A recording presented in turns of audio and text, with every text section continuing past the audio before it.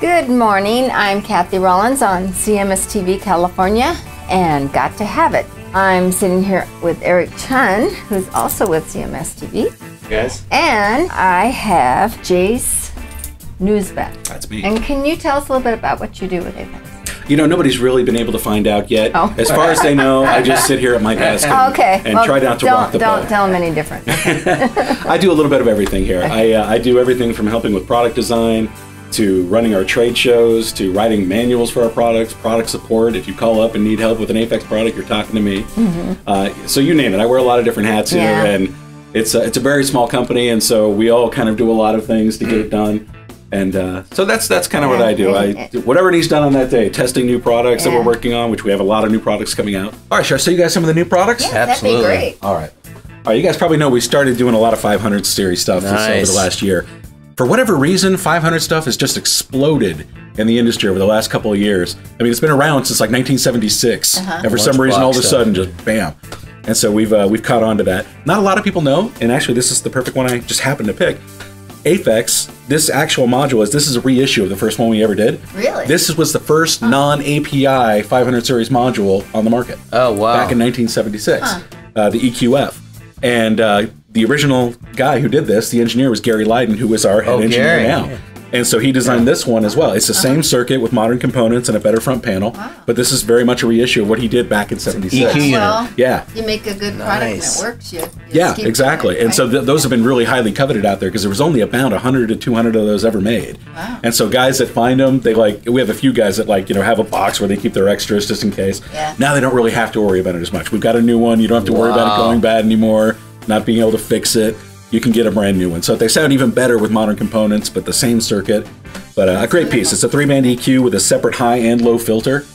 And that's something I think a lot of guys miss out on, because you don't see it a lot on things anymore, high and low filters. Yeah. People, when they do the recordings, they don't realize they're getting a lot of extra low frequency that they really don't need, and a lot of high frequency on some low frequency instruments that they really don't need. So I think that's half the battle in a mix, is just narrowing down what are the needed frequencies of the instrument. And so that really helps with this. I mean, you can get this down to where you've hardly got any bandwidth at all on the signal. So it really brings that in. And that's beyond the 3-band EQ, and you can bypass them separately. So it's a really sweet sounding EQ. You can get peaking or shelving on the high and low, but just a great sounding EQ. Wow. So that's a great one there for 500. We have about 6 modules total. I'll just take you through a couple real quick. This is the J Pre we have. It's a preamp. One of my favorite things about our 500 series preamps, not only do they sound great, but you'll notice you've got a full 20 segment meter here. I don't know what it is, but when you get into 500 series stuff, you hardly ever get anything but like a peak light. You know, and it's granted, we have very little room to work with on these, but I mean, that's one of the things I don't like. It's like when you get to pro gear, one of the benefits is true metering. You're right. It's like, I remember when I moved up from having my home studios and actually got into real gear and working in real studios, it's like, well, no wonder you guys sound better. You can see what's going on. Right. You can see the proper levels coming in and out. So, we made sure that we got proper leveling on this, and this is something you don't see on most 500 series preamps. So that's something I really dig about these. What's the output? Well, it goes into a frame. So with the 500 stuff, the output is on the actual frame. Most of the frames are XLR in, XLR out, but there are some variants out there, so you can kind of get what you need. But that's the beauty of 500, is you can just slide it into whatever frame you want to work with in your system, and you're good to go. So, but that's our J Pre. This is actually taken from, do you remember the 1788A? Yes. The 8-channel mic pre? Yes. It's been used it still gets used every year in the Oscars and the Grammys, the Country Music Awards. It's a great sounding remote controlled mic pre, which is why you see them in those venues. Okay. And but there was no way to get a single channel of it. And it was the flagship preamp that we had as far as sound quality goes. So even though those remote capabilities were wonderful, the sound of it alone was just wonderful. And so now here's a way to get a single channel of that mic pre into a 500 series box. So you get a great sound, Jensen transformers on the input and on the output, real pro metering on the front, multiple output levels. And lastly, it has what we call a mic limb. It's also on the 1788. What it is, it's a limiter that happens before the preamp. So usually a limiter would come after the preamp and you try and squash it. This, if it sees a transient coming in, it squashes it before it can get amplified or hurt your preamp. So it's kind of a little safety net. And I always tell guys, if you have one of those gigs where they tell you, you get a peak, you're fired. Just push on that button and it's not a problem. You're never ever going to peak with it. So at the very worst, you may sound very, very compressed if you get something that really hits it. You will not peak. But you're not fired either. Exactly. Exactly. And then, of course, you got an instrument input on the front, too, so you can use it as a DI. So we have a few different mic pre's that are like that. We also have, there's one that looks just like this that doesn't have the mic called an A pre, and it has a Cinemag input transformer, and it's a much more natural, neutral sounding preamp. So if you want something that doesn't add a lot of color, like the J pre is a pretty solid color. The other one is a little bit more neutral. This is the dual RPA. This is if you can see inside, there's a tube inside there.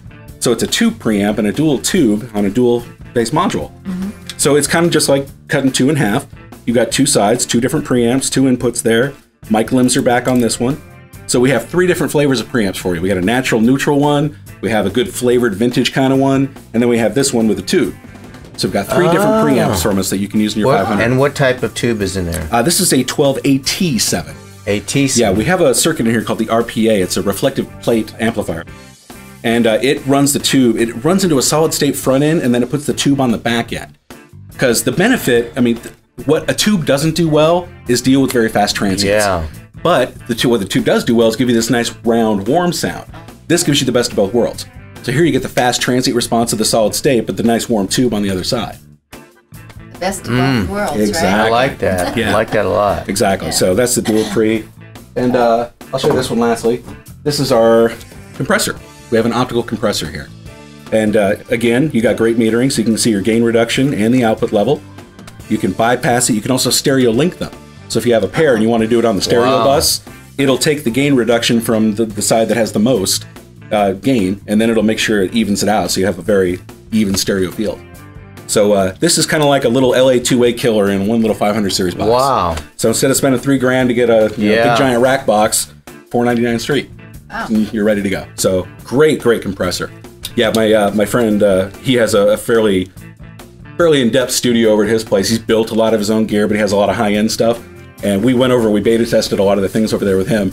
And we put it in, he put an LA2A into it, and we were in the mix.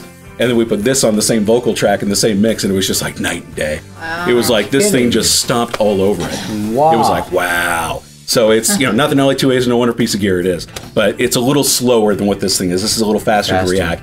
So, and sometimes maybe in tracking, that might be a better compressor, but in mixing, this seemed to do a better job. So anyways, but it definitely, it lives up. And that's the biggest thing I want to say about Aphex stuff is I think some people who aren't as familiar with the brand tend to lump it down with lower prosumer stuff. Yeah. And it really is high-end audio, analog gear. It's, it's priced affordably. So even though you may see something that's only $1,500 from us, put it up to anything that's $3,000 and you won't just go, wow, yeah, that really Aphex stuff just, isn't there. No, it stands right next to it. I mean, this one we were talking about, that dual tube one, my friend built his own preamp for his guitar rig. Cost him about $4,000 plus all of his labor and the time into it. It's his go-to preamp. He put this thing in that we sell for $7.99 on the street, and he goes, I like this better. I bet he was really mad at you then. Yeah. But he's like, you know what? I'm going to save a lot of money. I'm going to sell off all this stuff and use this.